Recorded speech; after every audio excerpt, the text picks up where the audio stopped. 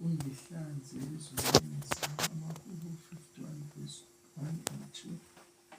Baba ngobubele bakho Ona umphefumulo wami ngiyakhala phambi kwakho, susa zonke izono zami, ngikhona ebusweni bakho, ungalahli izwi lami, ngiphe uxolelo lwakho, susa zonke izono zami. Nkosi yami angiphiki, izwa ukubiza kwami, wena ungengibandezele, susa zonke izono zami. Nkosi Baba ngingcolile, hlanza inhliziyo yami, ngazi izono ngidanile, susa zonke izono zami. Amahubo 51 verse 1 and verse 2. Umkhuleko wonileyo ebika isono, ecela umusa kuNkulunkulu, kumholi wokuhlabelela, ihubo likaDavide ekufikeni komprofethi uNathani kanye kuye emva kokuya kwakhe kuBhathisheba. Ngihawukele uNkulunkulu ngokomusa wakho, yesula iziphambeko zami ngokobubele bakho obukhulu. Ngigezisise ebubini bami, ungihlanze esonweni sami, ngokuba ngiyazazi iziphambeko zami, isono sami siphambi kwami njalo.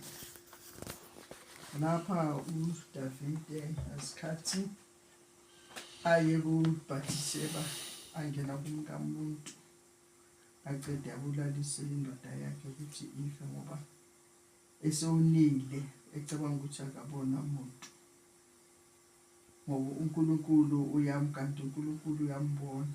Njengoba sayisenza izinto sicabanga ukuthi labe sibabhekile sibaqalaza ukuthi abasiboni, sikhohlwa ukuthi ukhona umuntu osibhekile ole ezulwini, ubona yonke into eyenzakalayo la emhlabeni. Kwabanjalo kuDavide, ngizokana umprofethi kaNkulunkulu uNathani eze kuye ezomtshela ngaleli lokhuzana, ngoba wathi makamtshela, wathukuthela, wabona ukuthi lo muntu bewenzeni lokhuzana, angathatha imvu yomuntu oyi-1 ayihlabela isihlobo sakhe enezimvu eziningi kangaka.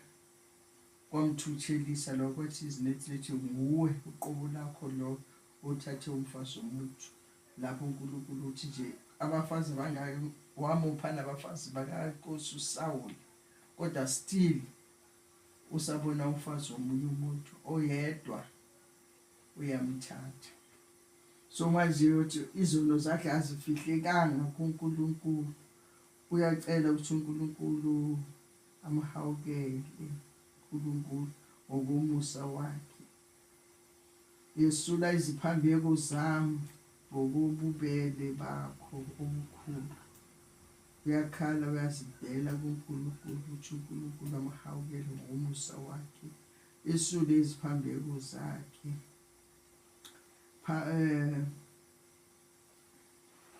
Asule iziphambeko ngokobubele bakhe, ungigezisise ebubini bami, ungihlanze esonweni sami, cela ukugezisiswa uNkulunkulu ebubini bakhe, amhlanze esonweni sakhe asenzileyo. Uthi ngokuba ngiyazazi iziphambeko zami, isono sami siphambi kwami njalo. Ngiyazazi iziphambeko zami, ukuthi umuntu ovumayo, owazi isono sakhe ukuthi ziphambi kwaNkulunkulu, ziphambi kobuso bukaNkulunkulu njalo isono sakhe. Uma engazivumi, intethelela ngeke ayithole, akulula ukuthethelela. Ngonile kuwe wena wedwa, ngakwenza ububi emehlweni akho, ukuze uthiwe ulungile ekukhulumeni kwakho, ucace ekwahluleleni kwakho. Bheka, ngazalelwa ebubini, umama wangithabatha esonweni. Bheka, uthanda iqiniso ngaphakathi enhliziyweni, ungifundisa ukuhlakanipha ekujuleni kwenhliziyo. Ngizalele esonweni, ngenza lokho ngoba ngizalele esonweni, nomama wangithatha esonweni. Kodwa wena Nkulunkulu uyazi konke kusejuleni kwenhliziyo. uNkulunkulu uyamthethelela uDavide ngoba uyazibuyisa, uyazendlala. Sengathi uNkulunkulu angasisiza nathi lapho sona khona sizindlala ebusweni kaNkulunkulu, ngoba nguye othethelelayo. Lapho senze khona izono, sikholeke kuye asithethelele, asibize ngoba zisuke nguye.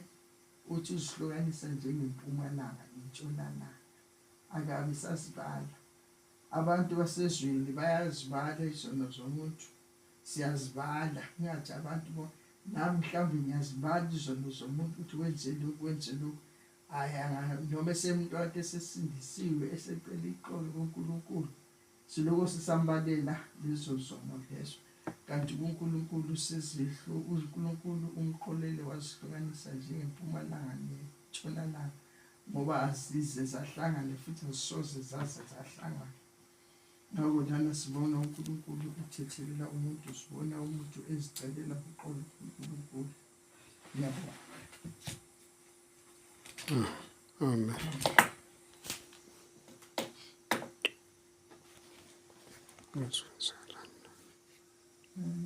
Number 3 no 4. Nkosi yami angithuki, Izwa ukubiza kwami, wena ungengibandezela. Susa zonke izono zami, Nkosi Baba ngingcolile. Hlanza inhliziyo yami, ngazizono ngidanile. Susa zonke izono zami.